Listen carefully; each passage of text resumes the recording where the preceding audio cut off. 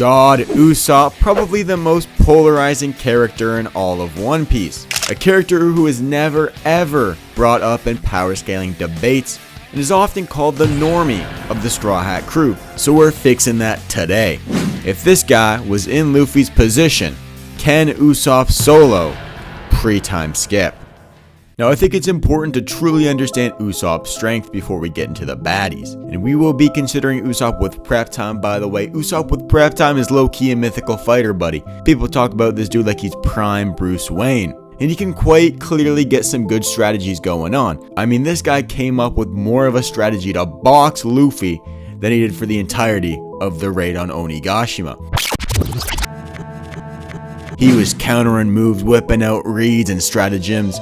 Low-key a traitor, he was planning this for a minute. But what does Usopp have in his arsenal to do some real damage? He has his slingshot staff thing, Kuro Kabuto, which along with being a regular slingshot, he can feed it water, which is really important detail for later on, transforming it into Chomp Grass, which was able to knock out both Buffalo and Baby 5. Additionally, Kuro Kabuto can be used for blunt attacks to varying degrees of success, I guess you could say.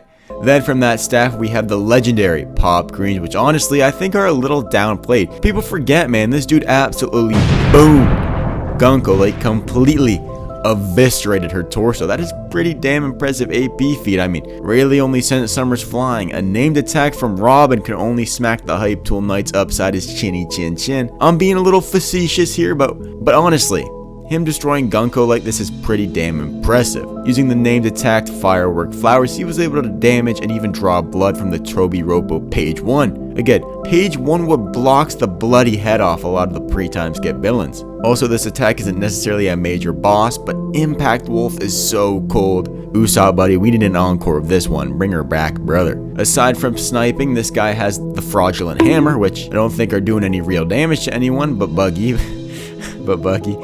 And we even have the legendary attack, Usopp Noise, where he whips out the chalkboard and gives it a little bit of a good old scratch.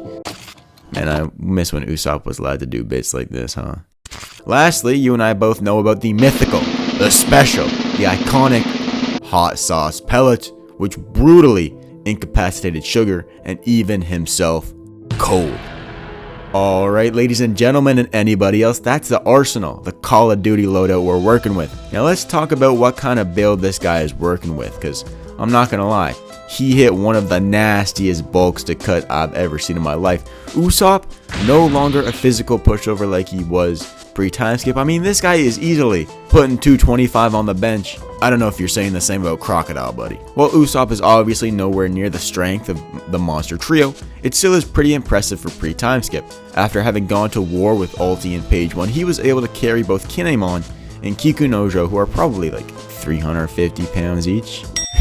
We are really scraping the bottom of the barrel here, eh, buddy? Then we get to speed feats, which is an essential aspect of versus debates. Though for Usopp's strategy, it's not that important for Usopp. His travel speed is way more important than his like quick twitch ability. Usopp's not much of a quick twitch guy. He got the slow twitch of muscle fibers. He's a decisionator, buddy. Still, being able to outrun some New World opponents is pretty impressive, though I don't know how relevant it's gonna be. Then we get to Usopp's hands down most impressive stat. No, not his sniping ability. For the purposes of this debate, Usopp can basically snipe anything. This dude is not missing a soul.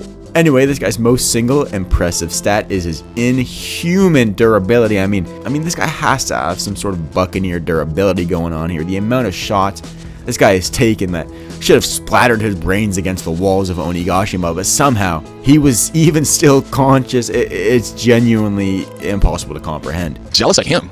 This guy can't even put a sentence together, man. Are you kidding me right now? He's reaching for those grapes. He's trying to make his wine, and the wine's already sounding like a violin with that cheese and wine. This guy's durability feats include tanking a 1-ton bat to the face. After getting jumped by the Frankie family, this guy was still willing to put the gloves down and go 12 hard rounds with Monkey D. Luffy. Like, there were attacks that were bending over Crocodile, and Usopp was low-key tanking them like an absolute boss. Back on the good old Thriller Bark days, he was able to withstand the force of an impact dial when facing a spooky Hippo Gerblin, which is a decent feat all things considered. Then his single best feat today was taking not one, but 2 headbutts from hybrid form Ulti. And when I say 2, I mean 2 2 at the bare minimum. It's heavily implied just based on the scene that it was likely more. To put this into perspective, this dude Luffy clashed with ulti and base, the exact same Luffy that would hurt Kaido. Then after that clash, she would grab him and Luffy would literally say, "Her power's too strong. Uh-oh. Gear 4. This guy was about to go Gear 4 versus ulti in order to beat her up quickly. This is insane. Ulti AP hype. And honestly, I don't know how else to say it. She low-key just mogged Katakuri, I'm not gonna lie. All in all, this guy may look like a complete twerp, you know, snapping like a twig, but he has the 4th best durability in a crew built up of straight dogs. Then obviously I do have to mention that this guy has observation hockey. While not being incredibly useful for one-on-one barn burners, it does once again show his will to win.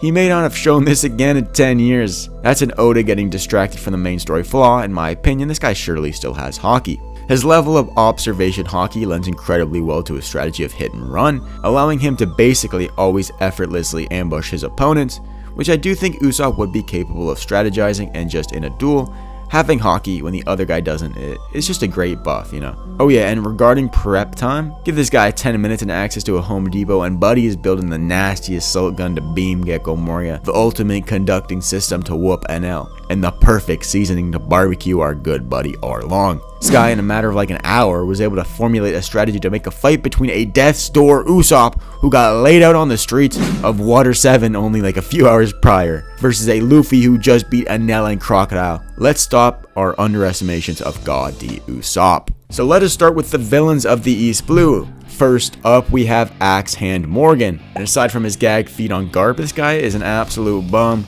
Usopp would be boxing the bloody head off him, kicking the bleeding legs off him. Usopp's just way too fast, way too durable. Usopp by brutal smoking. Then we get to the biggest fight in One Piece. Play that one John Cena meme.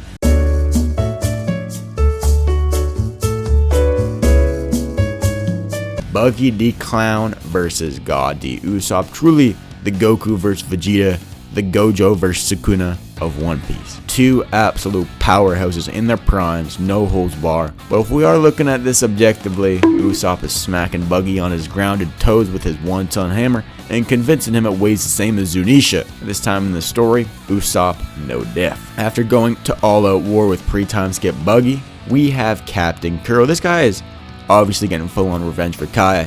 Certainly a weird matchup because Kuro is trying to dart into range while Usopp is keeping his distance, but I think especially with observation hockey, he would sense Kuro's aura and snipe him with an AoE pop green when he's ready to fire. And you know, Buddy also has some tax to throw down to interrupt his dash dancing, so yeah, although this may be significantly more difficult matchup than the other two, I got Usopp taking this one while Girlfriend amped. Next on the list, we make our way to Mr. Don Krieg, Golden Hockey Man himself. And this is a fight that Usopp can really stunt his stuff, you know. A man with armor who neglects the facial regions. Buddy, Usopp is going to be peppering you with hot sauce pellets all day long, getting your eyes watery, your mouth tingly.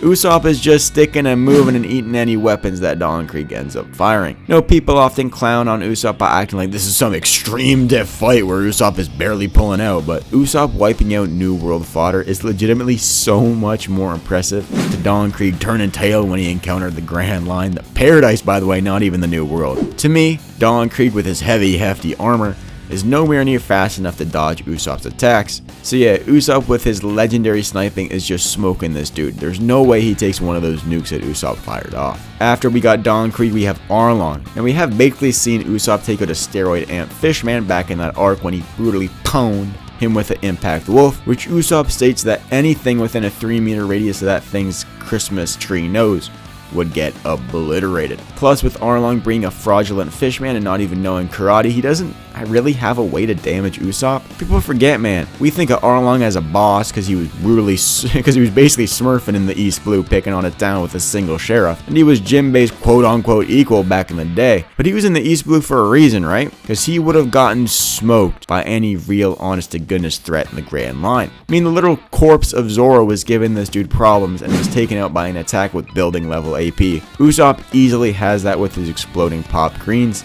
Additionally, this dude was able to use Taika Javelin to take out a baker's dozen of steroid amp fishman thugs. I don't know what else to say aside from this dude absolutely smokes Arlong, and no, it's really not close. Next up, we got some basic random Baroque Works members that were the semi-villains of each build-up arc to Alabasta. And Usopp would handle these guys pretty handedly. I mean, pre-Timeskip, Usopp beat Mr. 4 and Miss Merry Christmas alongside Chopper, which Usopp has legitimately gotten so much stronger since then, you know, leaps and bounds. I don't think a single soul will disagree with me on this one. Though Mr. 5 is a heck of a sniper, dude. I'll give my goat that. Obviously, next we have Usopp versus Wapol. A heck of a fight. Two absolute demons in their friggin' primes going all at it, man. This is a legendary scrap that I just can't fit into an under 20-minute video. So you know what? We'll be dropping a 3-hour breakdown on Usopp vs. Wapol on the secret second channel. You just gotta find that. It's gonna be crazy. Alright, ladies and gentlemen, now for a real fun one, we have Crocodile vs. Usopp. And I think it's about time we rustle some feathers, rub some of y'all the wrong way, get on some of your nerves, right? Truly, at the bottom of my heart, Usopp does indeed beat Crocodile Dundee. Now let me explain myself before you leave a comment saying, but bro, Logia, but bro, Usopp like freaking sucks, dude. Though while you're down there commenting, make sure you like the video and subscribe so I can hit 5K by the end of the year. That's the goal, so make sure you join the KLINKH crew, buddy. Now let me first epically debunk the whole issue of damaging the Logia. As I've mentioned a lot through the video, we have the pop greens. Let me tell you about the legendary green star sprinkler. And yes, while it may not look very impressive, neither did Luffy's bucket. Because of the way that it sprays while rotating, Crocodile would never be able to dry up the plant without being able to get wet. So with proper prep time and loaded up arsenal, Usopp can easily set up the battlefield to give him the advantage. Though do not worry, I'm coming packed with more evidence. Remember back when I first mentioned Kuro Kabuto Chomp Grass? If we go back to that lovely panel, zoom, enhance, magnify, adjust the brightness. That looks like saliva, doesn't it?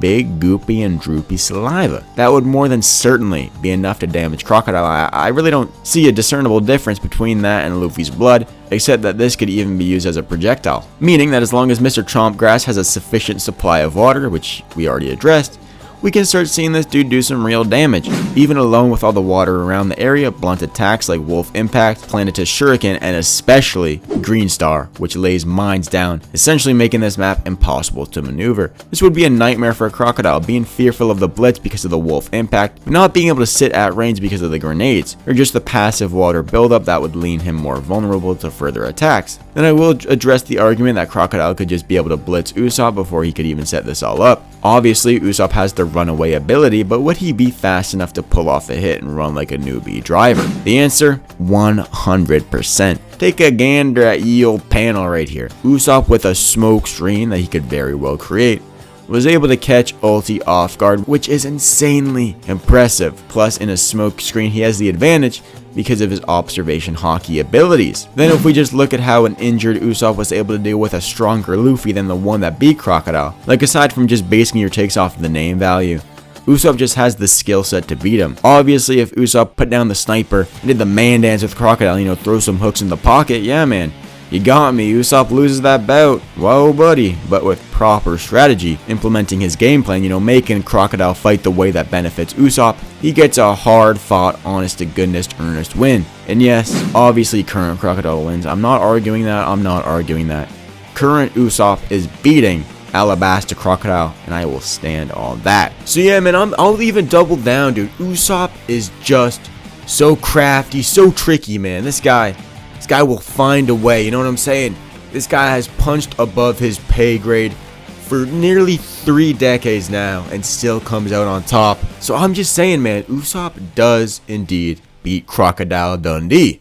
Next up on the list, we have an absolute barn burner, a scrap of the ages, truly the Shamil Gaziev vs. Martin Bidet of the One Piece universe. Usopp vs. Bellamy the Hyena. The world-renowned user of the Spring Fruit, a Spring man, fast as lightning that can one-shot any man who dares cross his path. Now, but bit aside, Usopp does have trouble here, but as long as he gets some cover and gets observation hockey up, it's really isn't that big of a deal. Usopp will win this handedly, and I'm sure you didn't need me to tell you that, did you, buddy? And now we get to a certain man called Enel. Yeah, this one's a little rough. But hey man, let me quote, bro. Usopp has rubber bands, bro. Look at this epic rubber bands. This is where Usopp's pre-time skip run ends. Without armament hockey and elite speed, there really is no way for anyone not named Monkey D. Luffy to beat him. It truly came down to Luffy having the prophetic devil fruit in order to beat Enel, and still to this day, there's only 4 people on the crew that have a chance at beating Enel. Yeah, he may be a fragile Frankie, but if he can't even touch the guy's chinny chin chin,